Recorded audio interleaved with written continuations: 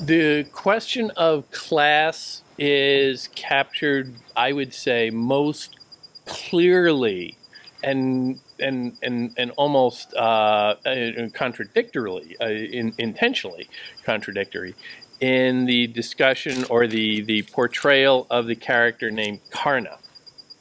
Karna is another one of these challengers that comes out of nowhere, supposedly, to rival Arjuna. Now, Arjuna is kind of a jerk to him. Arjuna comes and mocks him.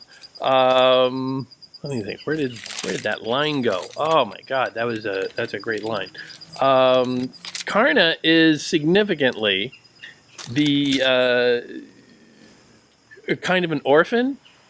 He was abandoned as an infant by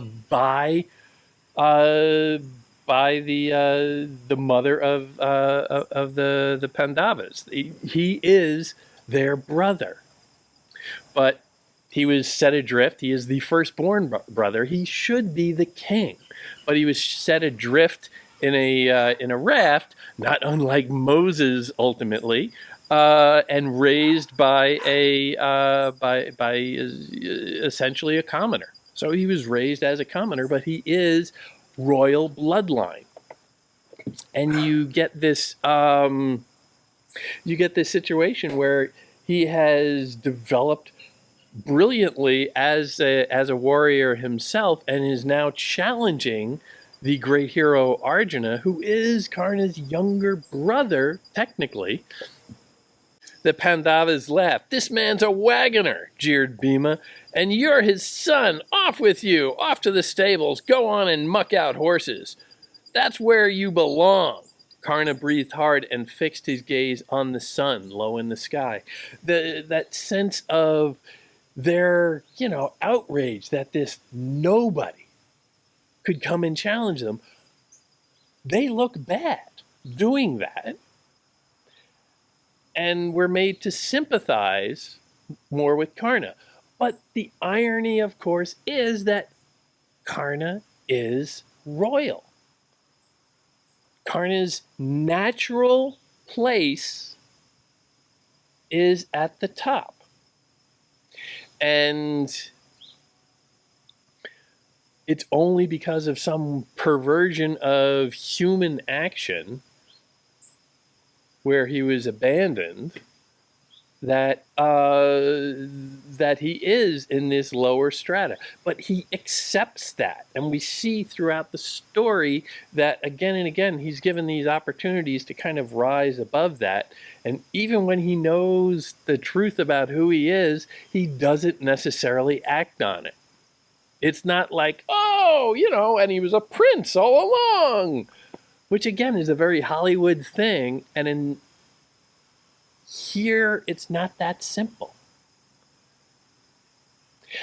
We're not sure how to deal with it, and I don't think the story itself or the poem itself is telling us how to conclude that, but just to turn it back and forth. Is there a natural validity to hierarchy?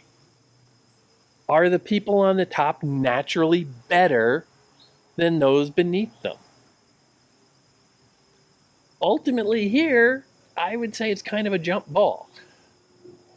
Perhaps leaning ever so slightly more on the side that says Karna is a prince. And so he has the status and talent of a prince. He is naturally better than everybody else. Karna breathed hard and fixed his gaze on the sun. Sun, image of nature. He is a child of the sun. Remember, all of the Pandavas are the legitimate sons of gods, so to speak. Here you have between these two, between Karna and Arjuna. Arjuna is the son of the storm god Indra.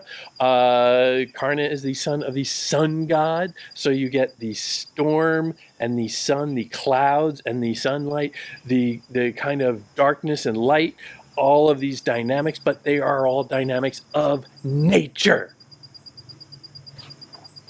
Nature itself is pitched against itself, the different aspects of it.